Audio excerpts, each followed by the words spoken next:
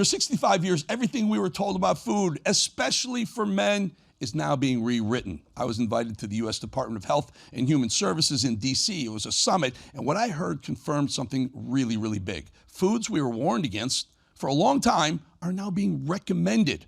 The old food pyramid didn't fail by accident. It failed because it wasn't built for human performance, male performance.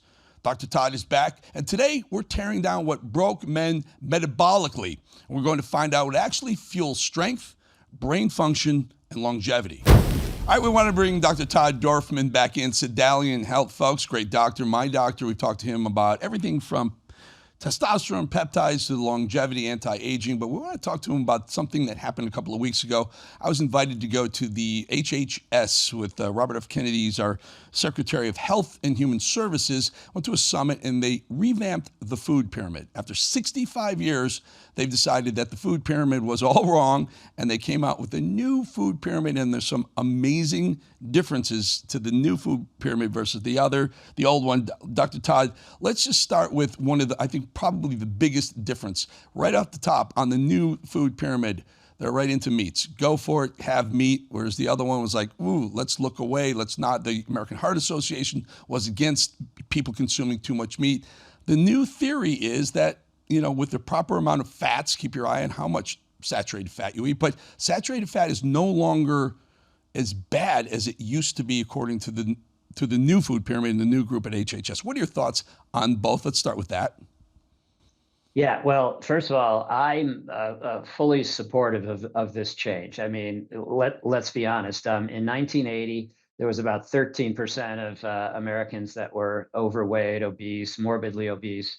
And in recent numbers, it's like closer to 43% of Americans. So I think we needed to change something. So obviously nutrition is really important. Back in 1992, when they sort of focused on, you know, grains, and grains at that point meant, you know, processed grains and processed foods and minimized fats. I'm not sure the motivation behind that, but I think it did people quite a disservice. So now, as you mentioned, the focus is really on proteins to start with, for several different reasons, which we can get into, and also vegetables sort of as the foundation. So yes, you want to eat carbohydrates, of course. That's one of the three food groups, right? Protein, fat, and carbohydrate. But you want to get your carbohydrates from vegetables, from legumes like beans, and not from processed grains and simple carbohydrates like sugars and white flour and those things. You know, it's funny because the original, well, you know, it was, again, 65 years ago when they developed the food pyramid. It was just a recommended, I guess, daily intake of the certain breakdown of the things that you just mentioned. They actually had breads. They showed breads, which is a processed carbohydrate. You know, it's like, and now that's completely gone. And I just anecdotally, you know, you've got me on a high protein, lower carbohydrate diet, and it's really, really working well. I mean, but again, am I feeling better, maybe even looking better, but am I as healthy as if I were on the old food pyramid? Yeah, frankly, I think you're healthier because what you've done, and there are studies to prove this. So first of all, when you think about the new food pyramid, you're kind of going on several different theories, right? So the first thing is protein kind of prevents overeating. So protein satiates you more easily, and therefore you consume less of other foods. So if you look at studies about this, people who consume a protein-rich diet, and again, we're talking about, you know, good proteins, leaner proteins. We're not avoiding saturated fats, but like you said, we're not eating tons of saturated fats with our protein either.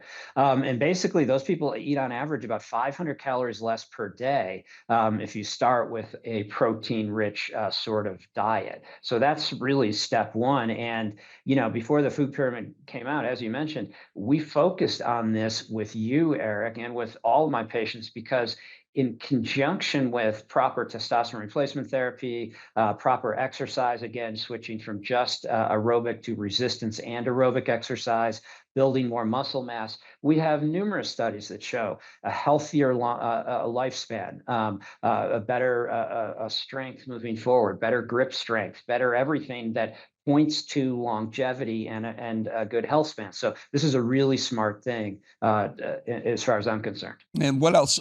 So we have a new emphasis on protein. Push that up to the top. They flipped it upside down too. They want you to have more protein. So it used to be the triangle with the tip pointing up. It's now a triangle with the tip pointing down, and the top level is what you point out. Protein. That's what you're going to get most of your, I guess, your calories through protein, right?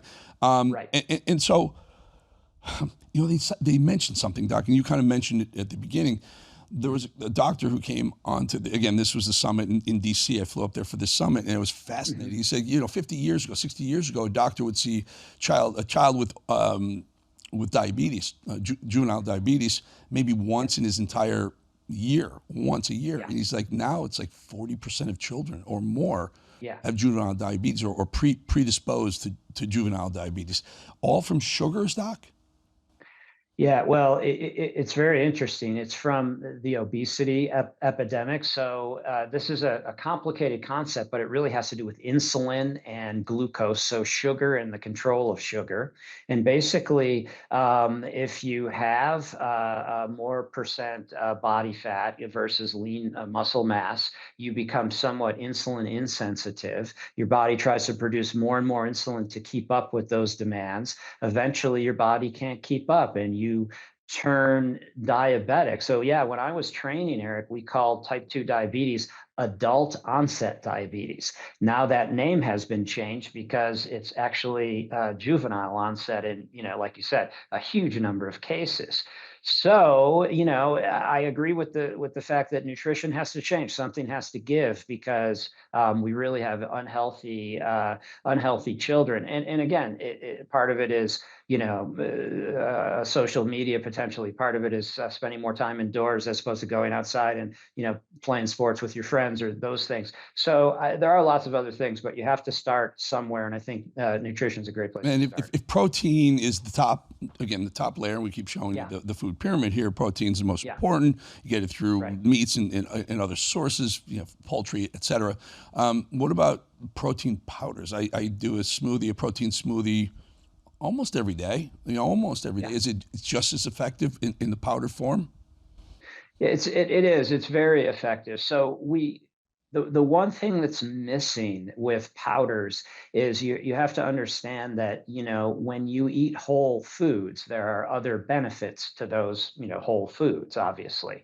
So you're extracting the protein. Let's say it's whey protein. So you're extracting the protein out of a whole food. So you might be better off with a whole food. So getting that same whey protein from cottage cheese or yogurt or something along those lines. But it's a great way to supplement your protein because sometimes it's really hard to take in enough protein. Someone like you working out, someone like you who's building muscle mass, even though you're not 20 anymore, you're still building muscle mass. Your body composition has changed. You require protein. So the only way to really get it in you without giving you a bazillion calories a day is to supplement with protein powders. But I think primarily for most people, especially ones who are not working out as much as you, probably just getting protein from food sources is the best answer. I'm not sure there's a lot of us out there, but I'm wildly lactose intolerant, so I can't do the whey proteins. I have to do the plant-based proteins.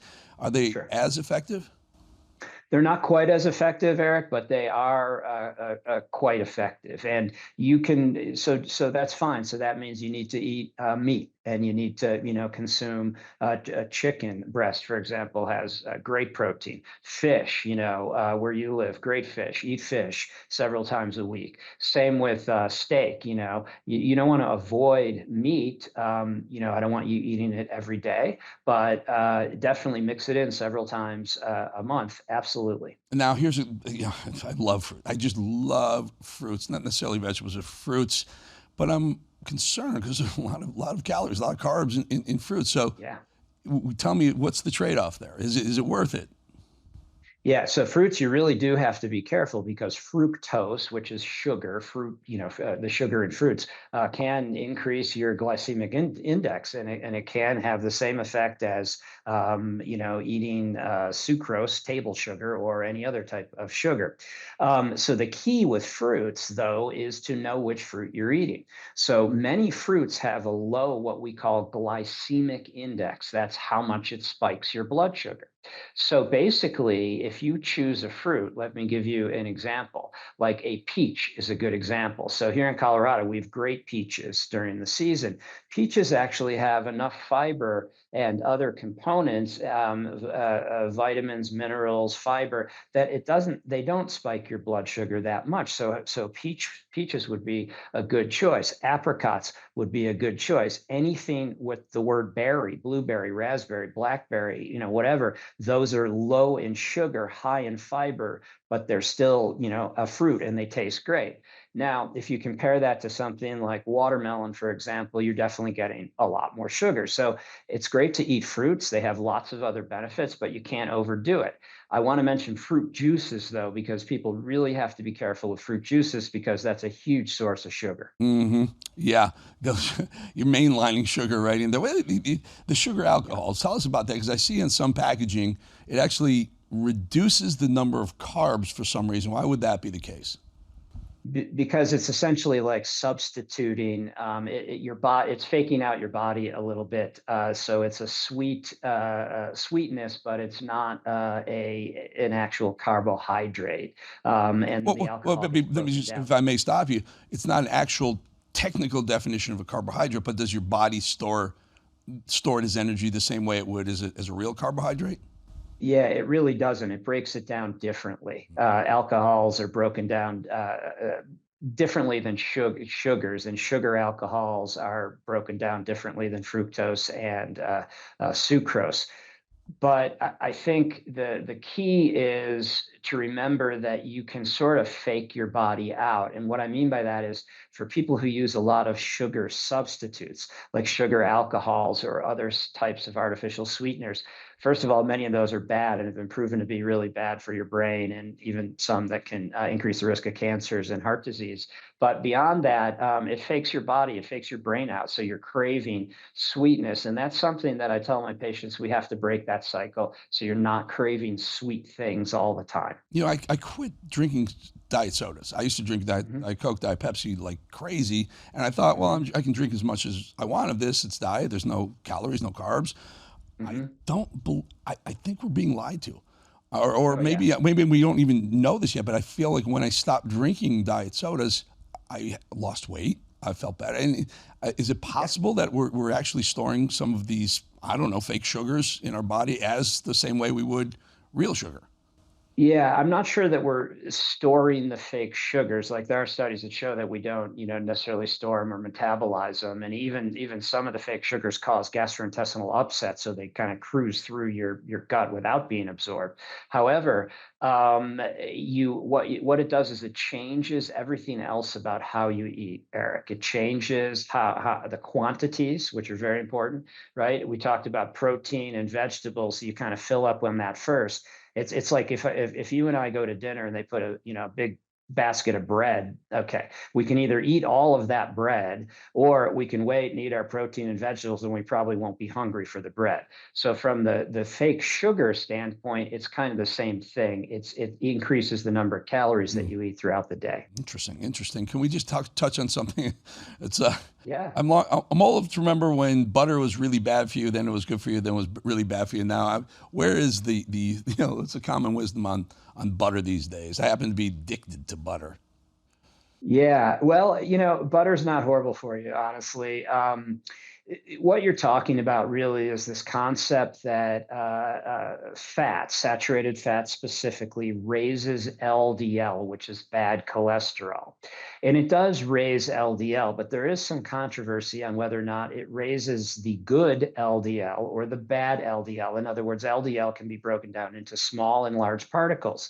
And if you have large, fluffy LDL particles, it doesn't seem to cause disease, vascular disease, heart disease, et cetera. And if you have small particles, it is a higher propensity to cause disease. So the thought is that although fats can increase LDL, they don't tend to increase the small particles at nearly the ratio as the large particles. In my practice, as you know, we go another step, right? We actually look at your coronary arteries. We use a plaque quantification platform, and we looked at your coronary arteries and we defined your plaque, and we know that you're healthy. So for you to eat butter, we also monitor your LDL. So for you to eat butter is totally fine. I don't want you to live on it, but it's okay to eat it. I also want to tell you that you get a lot of benefits from olive oil, substituting it also. Yeah, I will tell you folks, Dr. Todd's telling a true story.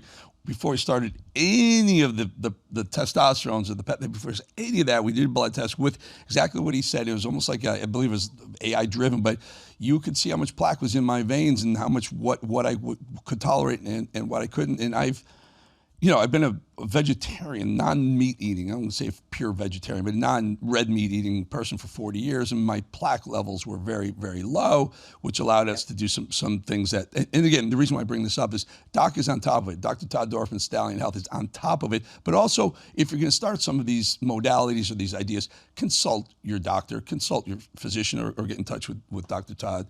Todd, thank you for keeping us informed on all these. And folks, you can also see Todd on a couple of the other episodes. We did one on peptides and testosterone and hormone replacements. And then we did yet another one on longevity, anti-aging modalities as well. Dr. Todd's becoming a regular internet sensation. Todd, thank you so much for your time. Well, thank you for having me, Eric. I always enjoy it.